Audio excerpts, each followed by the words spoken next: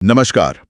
आज हम छत्तीसगढ़ के इतिहास के एक ऐसे दौर पर बात करने वाले हैं जिसने कह सकते हैं कि इसकी पूरी दिशा ही बदल दी। हाँ बिल्कुल। बात है 1741 की, जब नागपुर के भास्कर पंथ का हमला हुआ, कलचुरी राज खत्म और मराठा असर शुरू। सही। हमारे पास जो जानकारी है, खास तौर पर कुछ दस्तावेजों से, वो हमें 1741 से 1854 तक के इस काफी उतार चढ़ाव वाले सफर को समझने में मदद करेगी। हाँ, कोशिश यही रहेगी कि इस दौर के जो मुख्य पड़ाव है, शासक रहे, प्रशासन कैसा था, उनको ठीक से समझें। बिल्कुल। तो ये करीब एक सदी का दौर, जैसा आपने कहा, छत्तीसगढ़ के लिए बड़े बदलावों का था। सत्ता का रूप भी लगातार बदलता रहा। हाँ, कभी नागपुर से अप्रत्यक्ष नियंत्रण, फिर सीधे मराठा शासक आए, फिर वो सूबेदारों वाला सिस्टम आया और आखिर में तो अंग्रेज आ ही गए। इन सब ने यहाँ की राजनीति और प्रशासन पर गहरी छाप छोड़ी होगी, जाहिर है। तो चलिए शुरू करते हैं पहले दौर से। 1741 से 1758 अप्रत्यक्ष मराठा शासन, ये एक तरह का ट्रांजिशन पीरियड था। कलचुरी शक्ति खत्म, पर मराठे सीधे हुकूमत नहीं कर रहे थे। बिल्कुल। उस वक्त ऐसा था कि सत्ता जैसे दो हिस्सों में चल रही हो। रतनपुर में रघुनाथ सिंह, फिर मोहन सिंह का नाम आता है, जो पुराने कलचुरी वंश से जुड़े थे। अच्छा। और रायपुर की तरफ अमर सिंह और शिवराज सिंह थे।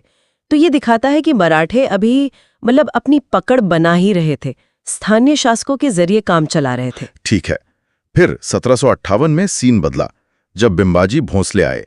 नागपुर राज्य का जो बंटवारा हुआ, तो छत्तीसगढ़ का इलाका उनको मिला। हाँ, और यहीं से सीधे मराठा शासन की शुरुआत मानी जाती है छत्तीसगढ़ में।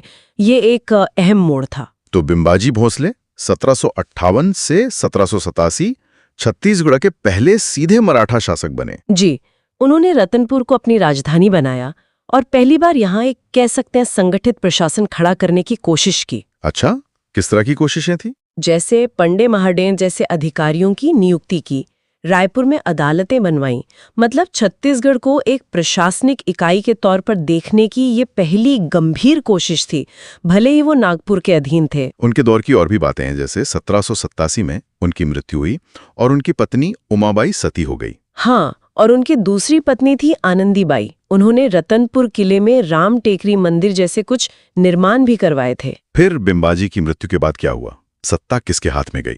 उनके उत्तराधिकारी थे व्यंकोजी भोंसले, पर उन्होंने फैसला किया कि वो नागपुर से ही छत्तीसगढ़ का शासन चलाएंगे। ओह, अच्छा। यहीं से छत्तीसगढ़ में सूबेदारी व्यवस्था 1788 से 1818 का दौर शुरू हुआ। नागपुर से नियुक्त सूबेदार यहाँ का काम देखते थे। सूबेदारी व्यवस्था, तो ये सूबेदार कौन थे? पहले कौन थे? महिपत राव दिनकर का नाम सुना है। हाँ, महिपत राव दिनकर 1788 से 90 पहले थे।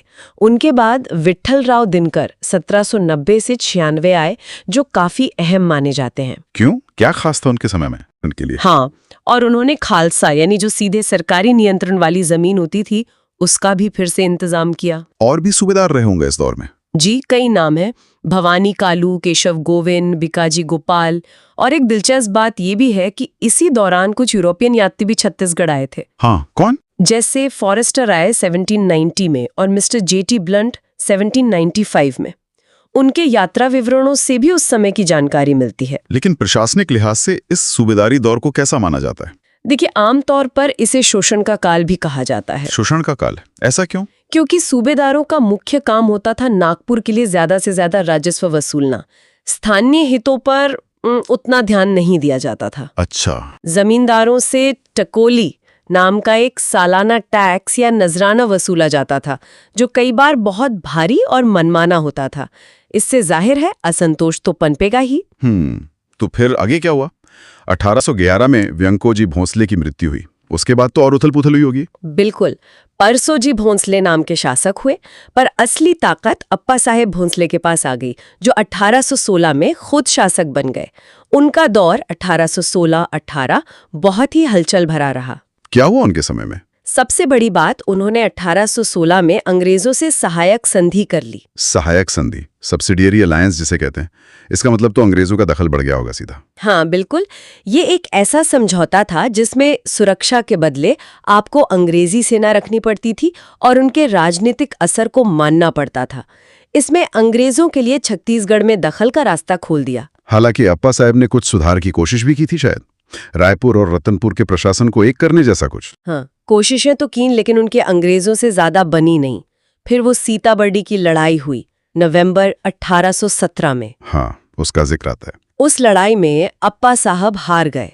नतीजा ये हुआ कि 1818 में अंग्रेजों ने उन्हें गद्दी से हटा दिया और यहीं पर कह सकते हैं छत्तीसगढ़ में मराठा शासन का असरदार तरीके से अंत हो गया। तो 1818 से इस ब्रिटिश राज शुरू हो गया? सीधे तौर पर नहीं, उसे ब्रिटिश संरक्षण काल कहते हैं।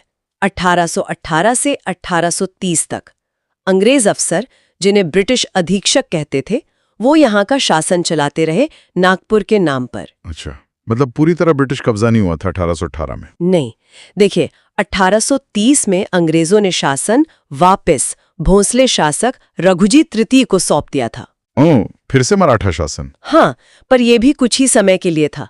आखिर में 1854 में लॉर्ड डलहौजी की वो हड़प नीति आई, डॉक्ट्रिन ऑफ लैप्स। हाँ। जब नागपुर राज्य का विलय ब्रिटिश साम्राज्य में किया गया तो छत्तीसगढ़ भी अपने आप ही पूरी तरह से ब्रिटिश भारत का हिस्सा बन गया। तो कुल मिलाकर छत्तीसगढ़ में मराठा असर लगभग 1 सदी तक रहा।